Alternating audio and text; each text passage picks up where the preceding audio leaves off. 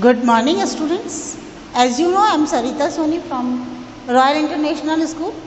Let us start the science of 5th standard. Yesterday we have studied about the germination of seed, and now we will study about the. As you know, seeds are dispersed from one place to another place. And what is the dispersal of seed? Let's consider. The scattering of seeds away from the parent plant is called dispersal of seeds. माने कि parent plant के आपने देखा होगी the plants can not move from one place to another by their own, यानी कि पौधे जो होते हैं वो एक ही जगह होते हैं, कभी भी आप एक जगह से दूसरी जगह नहीं आता है, लेकिन फिर उनका जो बीज होते हैं वो एक जगह से दूसरी जगह कैसे जाते हैं, that is the dispersal of seeds. Means scattering of seeds from scattering of seeds away from the parent plant is called dispersal of seeds. यानी कि जो अपना पेरेंट प्लांट होता है उससे दूर जब वो चले जाते हैं तो उसको हम कहते हैं डिस्पर्सल ऑफ सीड्स. और कितने मेथड होते हैं? There are some agents who help in the dispersal of seeds. यानी कि कुछ हमारे पास में एजेंट्स होते हैं जिसके द्वारा जो बीज होते हैं वो एक जगह से दूसरी जगह पर पहुंच जाते हैं. ये number 1 is the wind, number 2 water, number 3 animal, number 4 explosion. First of all, we will come on the water. Water means when seed dispersed from one place to another with the help of water, that is known as wind. Wait. Wind. When seeds dispersed from one place to another with the help of wind, they are known as this is known as the dispersal of seeds by wind. और इसके अंदर क्या होता है कि हवा के द्वारा पौधे जो के बीज जो होते हैं वो एक जगह से दूसरी जगह जाते हैं. There are 2 conditions. Number 1, the seeds which is dispersed by winds they have tufts of hair. यानी कि कुछ बीज ऐसे होते हैं जो उनके ऊपर एक बालों का गुच्छा होता है जो उसको हल्का बना देता है एंड हवा से एक जगह से दूसरी जगह जाने में मदद करता है. कॉटन और डैंडोरियन उसका एक एग्जाम्पल है आपके पास में. They have tufts of hair. और दूसरे कुछ बीज ऐसे होते हैं, कुछ सीड्स होते हैं, दे हैव विंग्स. उनके अंदर विंग्स होते हैं, पंख लगे हुए होते हैं and these wings help the seed to move from one place to another. Example आपका maple and hiptage. This is the hiptage. And number 2 कम water.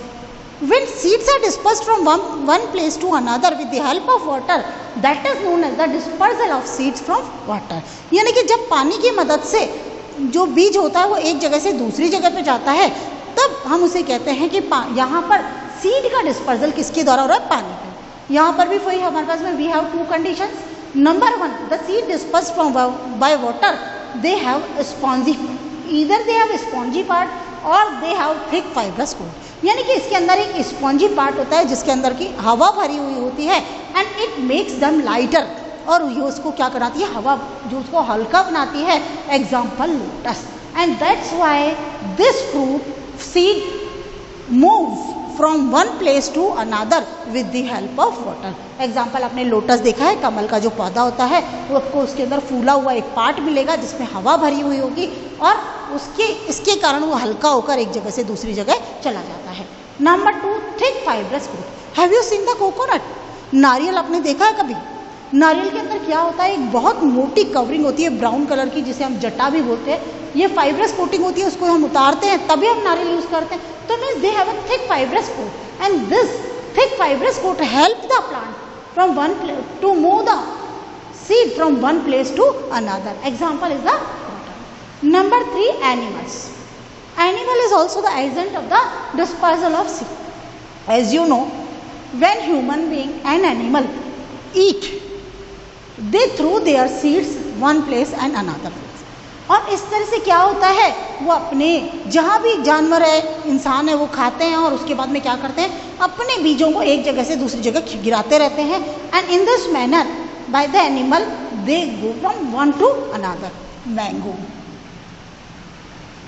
dispersed from one to another place. Number 2, hook or spines.